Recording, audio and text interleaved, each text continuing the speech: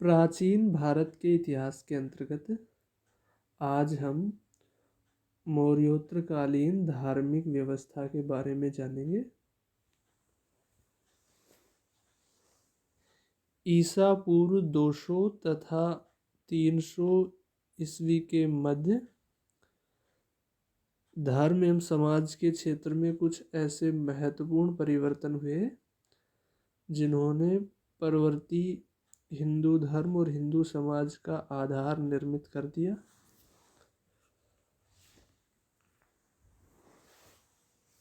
इस काल में धर्म के क्षेत्र में कुछ महत्वपूर्ण अभिलक्षण उभर कर आए। इस काल की धार्मिक व्यवस्था को प्रेरित करने वाला महत्वपूर्ण कारक जो था वो था जनजातीय तत्वों का जो है आत्मसातीकरण। इस तथ्य ने न केवल उपासना के स्तर पर वरन अवधारणा के स्तर पर भी धर्म को प्रभावित किया। उदाहरण के लिए अवधारणा के रूप में भक्ति का विकास हुआ। वस्तुतः भक्ति की अवधारणा गैर आर्य पंथों से संबद्ध रही थी, किंतु इस काल में भक्ति की अवधारणा ने लगभग सभी समकालीन पंथों को प्रभावित किया। भक्ति के प्रभाव में बौद्ध धर्म के अंतर्गत महायान शाखा का विकास हुआ। उसी प्रकार जो है ब्राह्मण पंथों के अंतर्गत वैष्णव भक्ति एवं शैव भक्ति विकसित हुई। फिर भक्ति के साथ अवतारवाद की परिकल्पना भी जुड़ गई और फिर अवतारवाद के माध्यम से एक प्रकार का धार्मिक सामंजस्य स्थापित करने का प्रयास भी किया गया। जैसे कि विष्णु के 10 अवतारों में आर्य एवं गैर आर्य दोनों मूल के देवता शामिल हैं। फिर जो है अवतारवाद के साथ मूर्ति पूजा की परिकल्पना भी जुड़ गई। और जैसा कि हम परवर्ती काल में देखते हैं कि भक्ति एवं मूर्ति पूजा जो है धर्म के महत्वपूर्ण अभिलक्षण बन गए। उपर्युक्त बातों के अतिरिक्त जो है इस काल में आर्य देवताओं के समानांतर गैर आर्य देवता भी स्थापित हो गए। उदाहरण के लिए गणेश, कुमार, कार्तिकेय,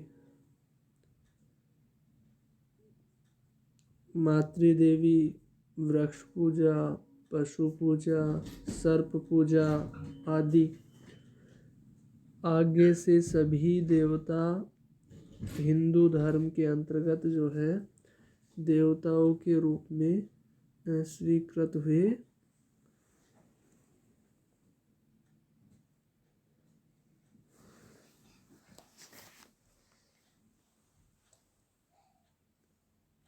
इस प्रकार से जो है हम कह सकते हैं कि यज्ञ का स्थान जो है भक्ति ने ले लिया इस।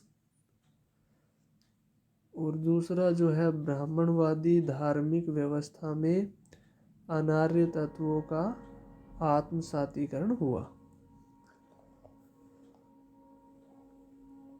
थोड़ी बौद्ध धर्म के बारे में चर्चा कर लेते हैं कि बौद्ध धर्म की क्या स्थिति थी मौर्योत्तर काल में। तो इस काल में जो है साधारण जनता में बौद्ध धर्म का प्रचार था।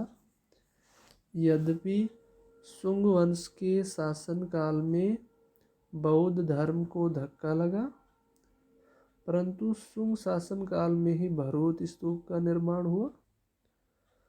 विदेशी आक्रमणकारियों के आगमन ने भी बौद्ध धर्म को प्रोत्साहन दिया, क्योंकि उनमें अधिकांश शासकों ने बौद्ध धर्म का समर्थन किया।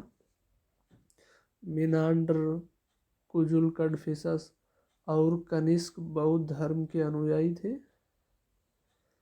कनिष्क के शासनकाल में जो है चौथा बौद्ध सम्मेलन हुआ। कनिष्क ने पेशावर में स्तूप का निर्माण करवाया। इसके अलावा दक्कन के कुछ जो सातवाहन शासक तथा पश्चिमी भारत के शक क्षत्रप भी बौद्ध धर्म के अनुयायी थे। पश्चिमी भारत में जो है सातवाहन शासकों के द्वारा कई गुफाएं निर्मित कराई गई थी। महायान जो बौद्ध धर्म का विकास विशेष रूप से इस काल में हुआ, जिसका जो प्रधान केंद्र अमरावती तथा नागार्जुनकोंड था, और महायान की उत्पत्ति और प्रसार आंध्र प्रदेश में हुई। और जैसा कि हमने पूर्व में बताया कि कनिष्क के समय जो है चतुर्थ बौद्ध संगति के पश्चात इसको मान्यता प्राप्त हुई। प्रथम व द्वितीय शताब्दी के दौरान यह संपूर्ण दक्षिणी भारत में फैल गया। महायान बौद्ध धर्म के अनुसार जो है सभी मनुष्य बुद्धत्व की प्राप्ति कर सकते हैं। महायान बौद्ध धर्म में भक्ति का विकास हुआ और बुद्ध के उपासक उससे दया की आशा करने लगे। बुद्ध के गुणों पर जोर देने के लिए इस काल में उनकी जीवन कथा फिर से लिखी गई, चाहे वो प्रज्ञा पारमिता सूत्र हो, लंका उतार सूत्र हो, महावस्तु हो, ललित विस्तार हो, या फिर अश्वघोष का लिखा हुआ बुद्ध चरित्र जो है इसी उद्देश्य की पूर्ति थी। महायान बौद्ध धर्म में जो है अरहत के स्थान पर बोधिसत्व की परिकल्पना की गई, जो कि व्यक्तिगत निर्वाण के लिए लालायित नहीं होता, बल्कि जो है समस्त प्राणियों के कल्याण के लिए बारंबार जन्म लेता है।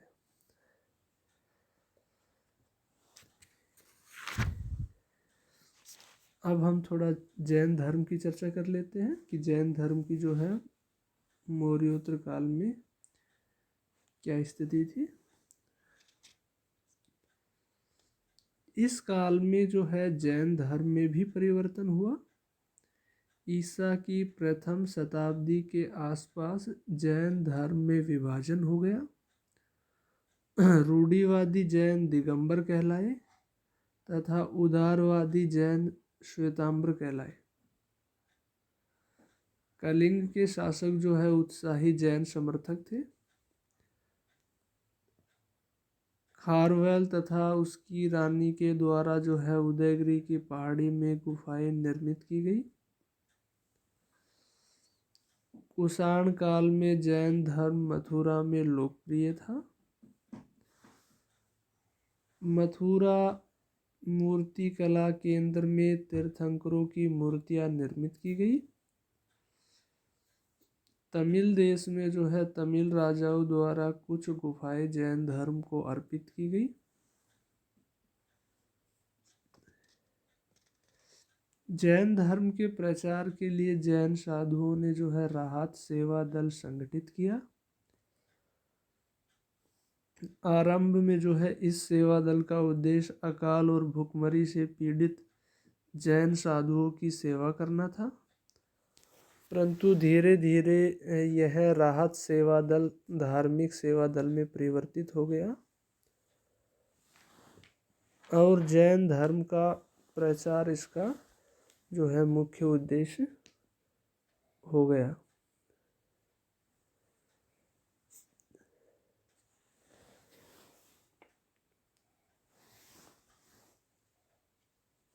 श्वेतांबर परंपरा के अनुसार जो है खारवेल के शासनकाल में जैन साधु जो है मगध से पूर्वी आंध्र तट की ओर बस गए थे। हाथी गुम्फा अभिलेख से भी जो है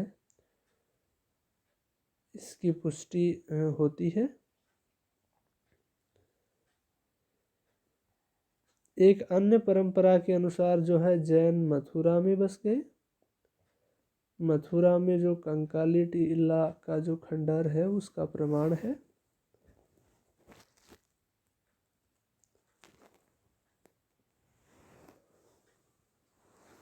कालकाचार्य की कहानी से भी पता चलता है कि प्रथम या द्वितीय शताब्दी में जैन धर्म मालवा की ओर फैल गया। जूनागढ़ अभिलेख से ज्ञात होता है कि प्रारंभिक शताब्दी में यह गुजरात में जो है फैल गया, प्रसारित हुआ। प्रथम शताब्दी के आसपास यापानिया नामक एक अन्य संप्रदाय का भी उदय हुआ और इसकी स्थापना जो है कलश नामक साधु ने कल्याणगढ़ में की। ये जो संप्रदाय है इसका मानना है कि स्त्रियां भी मोक्ष प्राप्त कर सकती हैं और यह भी कि केवलिनों को भोजन थोड़ा थोड़ा करना चाहिए।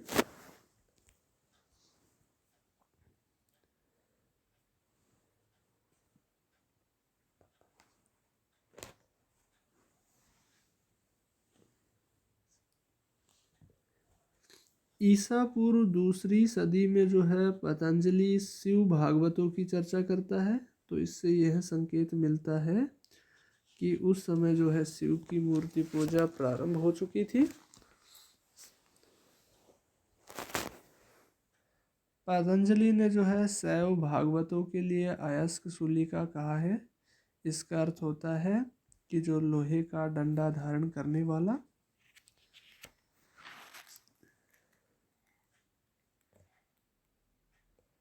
आगे जो है पाशुपत धर्म से ही जो है कापालिक और कालमुख संप्रदाय का भी विकास हुआ।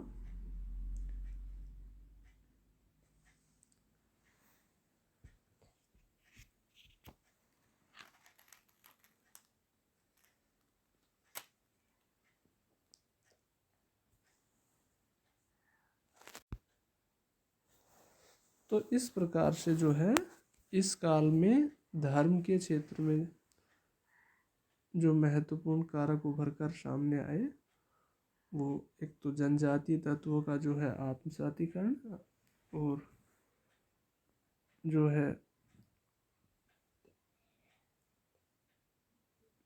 भक्ति की अवधारणा जो है इस यज्ञ का स्थान जो है भक्ति ने ले लिया और भक्ति की जो अवधारणा उसका विकास हुआ और भक्ति की जो अवधारणा में जो गैर आर्य पंथों से संबंध रही है